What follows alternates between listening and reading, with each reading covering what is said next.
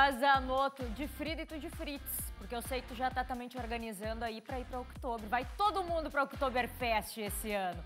Olá pra você que tá em casa, uma ótima segunda-feira. E a gente veio pra falar de esportes. E você sabe que quando é segunda, o final de semana é recheado. E é por isso que a gente começa falando da Série A do Campeonato Brasileiro. Vamos destacar o duelo das multidões entre Corinthians e Flamengo. É isso! E aí venceu o Flamengo em cima do Corinthians. Por isso vamos ver a tabela atualizada da Série A do Campeonato Brasileiro. No G4, Flamengo 54, Cruzeiro 50, Palmeiras 49, Mirassol quarto colocado com 42 pontos. O Mirassol que continua no G4, mesmo com a derrota contra o Atlético Mineiro. Tá aí, bonitinho no G4 da tabela de classificação.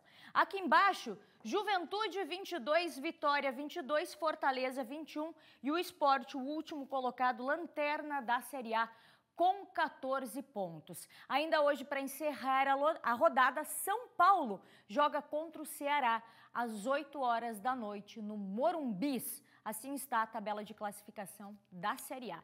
Mas vamos falar da Série B, porque o Criciúma entrou em campo ontem, jogando em casa. A torcida comprou a ideia, lotou o estádio. O Tigre que vinha embalado, bons resultados, liderança, tudo junto, tudo favorável. Mas tem dias que as coisas não adiantam, não saem como planejado. Olha só.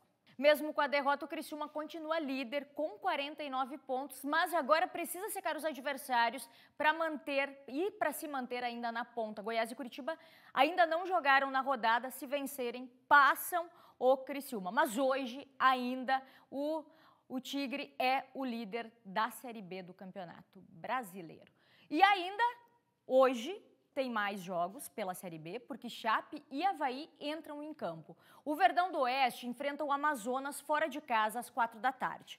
A Chape é a oitava colocada com 41 pontos.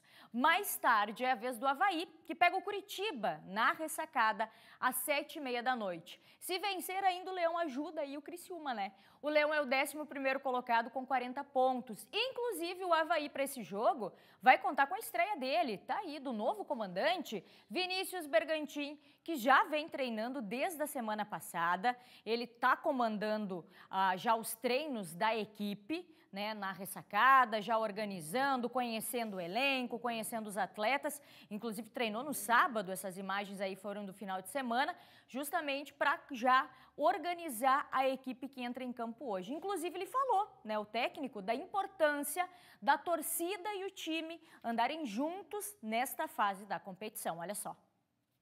O que eu conheço, né, da história do Avaí, a gente só consegue grandes feitos junto com o nosso torcedor. E é isso que a gente espera, né, a ressacada lotada, o torcedor empurrando a equipe, fazendo uma atmosfera favorável para os jogadores e os jogadores também com a devida postura, com a devida raça, também transmitir essa energia para o torcedor para que tenha essa conexão perfeita e assim a busca, né, pelos 3 pontos. Tá aí o novo comandante do Avaí. E aí amanhã a gente passa a limpa a tabela de classificação com já em campo Chapecoense e Avaí para ver como é que andam os catarinenses na tabela. E agora vamos falar da Série C, porque na abertura do retorno do quadrangular, em jogo emocionante, o Brusque venceu a sua primeira nesta fase e somou 3 pontos. Um belo respiro aí do time catarinense na sequência da competição. E o Barra, hein? Vamos falar do Barra? Que tá aqui, ó, um passinho de ser o campeão da Série D para conquistar seu primeiro título nacional. Que isso?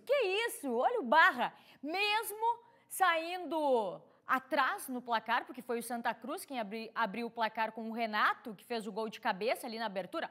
Olha a torcida do Santa Cruz que compareceu ao estádio no final de semana nesse jogo contra o Barra. Mais de 45 mil torcedores estiveram presentes nesse jogo e o Barra venceu. Então ele não venceu só dentro de campo, ele venceu também esses 45 mil torcedores. O Elvinho empatou para o Barra e depois ainda Renan Bernabé ampliou para dar a vitória para a equipe do time de Balneário Camboriú, que foi aí, ó, esse primeiro momento, porque agora o Barra joga no sábado a decisão para saber realmente se vai ser ou não campeão da Série D do campeonato, sábado às 4 horas da tarde em Itajaí.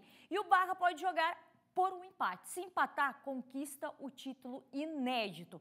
Já o Santa Cruz precisa vencer por 2 gols ou levar para os pênaltis. E a gente vai ficar aqui nessa semana numa expectativa tão grande, porque nós falamos muito do Barra. Um clube novo, apenas 12 anos, com uma grande estrutura, tanto no estádio como no CT.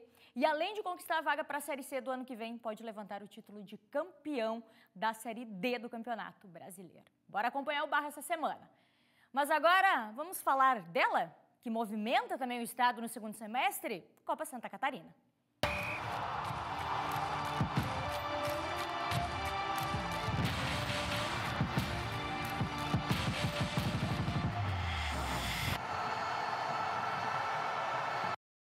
Vamos ver os resultados do final de semana? Coloca aqui na tela pra gente. A Chapecoense perdeu para o Santa Catarina 3-0 e com o resultado, o Santa se garantiu na próxima fase da competição. No outro jogo, 5-1, Blumenau colocou em cima do Nação, o Beck que também com esse resultado se garantiu para a próxima fase. E no terceiro duelo, Camboriú venceu o Caravaggio por 2-0 e colocou fogo nesse grupo D aqui, nesse grupo final, que amanhã a gente vai conversar com o Sandro Ventura, que vai estar aqui ao vivo com a gente, para falar de como é que anda a Copa Santa Catarina, porque aqui, ó, ainda não está nada decidido. E aí a gente vai acompanhando tudo isso, os próximos detalhes e os próximos jogos da Copa Santa Catarina.